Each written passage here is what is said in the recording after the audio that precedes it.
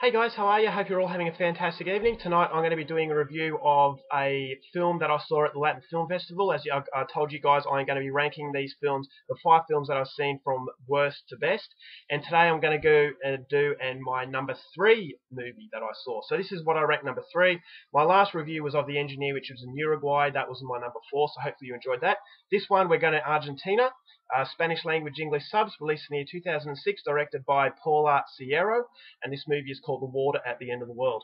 So basically, The Water at the End of the World is set in a very poor community in Buenos Aires, which is the capital province of Argentina. You've got two sisters. One sister is working at this pizzeria. She's not getting a lot of money, and she has to care for her terminally ill older sister. So what this terminally ill older sister wants, as her condition deteriorates, she wants to journey to the southmost point of Argentina, right down the bottom near Antarctica. And this is what is known as at the end of the world. So she wants to go to the water at the end of the world. This is her one wish before she dies. But this wish is not going to become a reality because of the circumstances they're facing. You know, they're very poor, and the pizzeria job is just not paying enough. So the sister who is working is trying really, really hard to come up with a way of paying for it. And then things complicate when this man comes into the picture. Now, this man, he starts to communicate with, at first, with this girl working at the pizzeria. They form a relationship, and then the guy forms a relationship with the older sister. Now, this threatens to destroy the sacred bond that the sisters have, and in the end, what it turns out to be is a blessing in disguise, because maybe this man can help with the trip.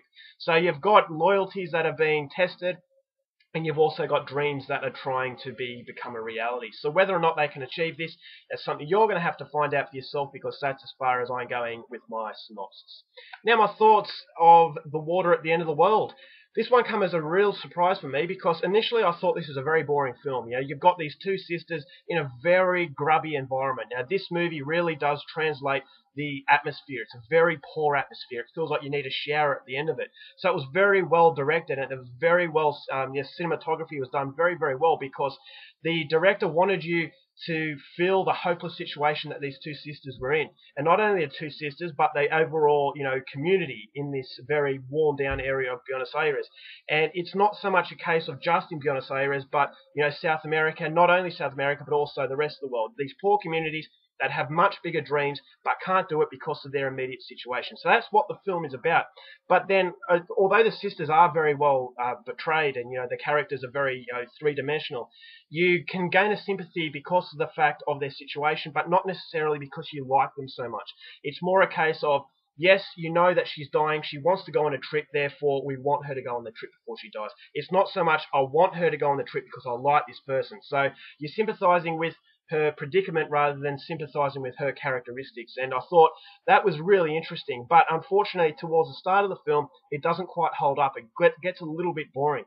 But when this guy comes into the picture, it starts to build up. But the problem is, a few people will have walked out by then. So you have to give this film a chance. You have to let it impress you, because it feels like the slow sort of a start the film has, there is a purpose. It's just giving you the overall situation that these people are facing, and then the overall dream of a much better, outcome. And it's a movie about making dreams, having dreams, trying to get out of this, horrible sort of lifestyle that these people are facing.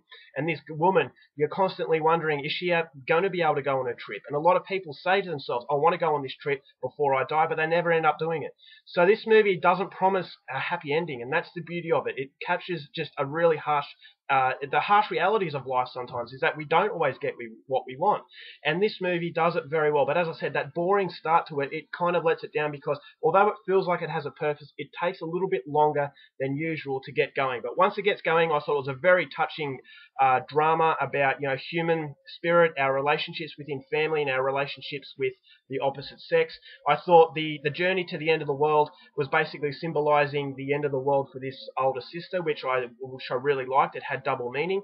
The cinematography, it does get better as the movie goes along, so it kind of feels like you're getting your hopes up as the cinematography is getting better as well. The acting was fantastic. I thought the two sisters played it very, very well, very subdued roles, very subtle. I thought the guy who was the love interest was a very depressive guy, and that's the whole film is very depressive. There isn't one character who seems happy. And that's also, it captures the atmosphere of a slummy sort of area, of an area where there isn't much, hope. There aren't many opportunities, and it just feels like you're just waiting to die. And the movie does get you with the grubbiness. It feels like you need a shower. It translates through the screen very, very well. And all of a sudden, by the end of the film, you feel to yourself, yeah, I connected with these characters and I went along on the ride with them. So overall, I thought it was a very good film. But you have to be careful because it will test your patience towards the start. But I would highly recommend you stick it out because it does have a very rewarding outcome. So it's very well made. It's not a huge budget film. There's not a lot going on. The similarities with most of these films is that there is not a lot of action. It's a lot, very dialogue based. So don't apply for it if you are into action films, because this is not going to do anything for you. But if you want a movie that does test, you as a viewer, then this one will make you think. I thought it was very good. The ending was very good, and all in all, it's just a very good performance. So this is my number 3. I'm going to give it 3.5 stars. I would highly recommend it if you can find it. It's a very little known film, but it's a surprise because it was very well made. So that's number 3. And my next 2 films obviously going to be number 2 and 1. I actually thought these 2 films that I'm going to be reviewing next were by far the standouts. So these 2 films that I'm about to review are the movies that you have to go and see. But this movie, I wouldn't say you have to go and see it, but if you want to see something a little bit different, then definitely check it out. So 3.5 stars for The Water at the End of the World. It is coming recommended, and it goes in at number 3. Alright guys, that's my review. Hope you enjoyed it. Till next time, keep watching movies, and I'll see you later.